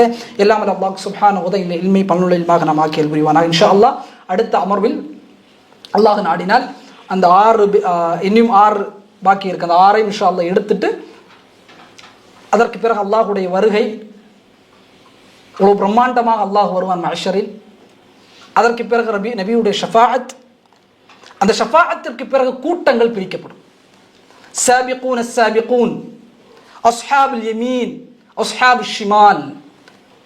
அதில் சொர்க்கவாதிகள் எவ்வாறு அவருடைய ஏடுகள் கொடுக்கப்படும், எவ்வாறு மீசானுடைய தராஸ் அமைக்கப்படும், எவ்வாறு அந்த சொர்க்கவாதிகள் உடைய விசாரணை அமையும், அல்லாஹ் சுப்ஹானஹு வ தஆலா சிராத்துடைய பாலத்தை நரகத்தின் மீது போடுவான், எவ்வாறு அவர்கள் கடப்பார்கள், சிராத்தை கடந்ததற்கு பிறகு அல்லாஹ் சொர்க்கவாதிகளுக்கு சிலருக்கு அல்லாஹ் பிரத்யேகமாக ஷஃபாஅத் செய்யக்கூடிய ஒரு அந்தஸ்தை கொடுப்பான். அதற்கு பிறகு சொர்க்க வாசலுக்கு அவர்கள் கொண்டு வரப்படுவார்கள். சொர்க்கத்தினுடைய வாசல்கள் என்ன, யார் வந்தால் சொர்க்கம் பெறும் என்பதை இந்த கல்வி வகுப்பின் தொடர்ச்சியாக இன்ஷா அல்லாஹ் நான் பார்க்கிறேன். எனவே இந்த கல்வி வகுப்பை தவறாமல் முடிந்த அளவிற்கு இதனை பங்கு கொள்வதற்கு முயற்சி செய்யுங்கள். உங்களுக்கு அறிந்த மக்களையும் இதனோடு இணைங்கள். எல்லாமல் அல்லாஹ் சுப்ஹானஹு வ தஆலா அத்தகைய அருளை நாம் அனைவருக்கும் தருவானாக. எல்லாமல் அல்லாஹ் சுப்ஹானஹு வ தஆலா சொர்க்கத்தின் வாரிசுதாரர்களாக நாம் அனைவரையும் ஆக்கியல் புரிவானாக. எல்லாமல் அல்லாஹ் சுப்ஹானஹு வ தஆலா இந்த இல்மை பலனுள்ள இல்மாக நாம் அனைவரையும் ஆக்கியல் புரிவானாக. எல்லாமல் அல்லாஹ் சுப்ஹானஹு வ தஆலா வாழக்கூடிய காலம் அவனுடைய திருப்தி பெற்ற நன்மக்களாக எல்லாமல் அல்லாஹ் நாம் அனைவரையும் ஆக்கியல் புரிவானாக. நம்முடைய உள்ளத்தை இஸ்லாத்தின்பால் எல்லாமல் அல்லாஹ் சுப்ஹானஹு வ தஆலா உறுதிப்படுத்துவானாக. எல்லாமல் அல்லாஹ் சுப்ஹானஹு வ தஆலா நம்முடைய பெற்றோருடைய பாவத்தை மன்னிப்பானாக. நம்முடைய உற்றார் உறவை செய்த பாவத்தை மன்னிப்பானாக. உலக வாழ் முஸ்லீம்கள் அனைவரும் செய்த பாவத்தை மன்னிப்பானாக. எல்லாமல் அல்லாஹ் சுப்ஹானஹு வ தஆலா மரணித்த ஆண் பெண் முஸ்லீம்கள் அனைவருடைய பாவத்தையும் எல்லாமல் அல்லாஹ் மன்னித்து அல்புரிவானாக. வாஹிர் தஅவானா அல்ஹம்துலில்லாஹி ரப்பில் ஆலமீன். வஸ்ஸலாமு அலைக்கும் வரஹ்மத்துல்லாஹி வபரகாத்துஹு.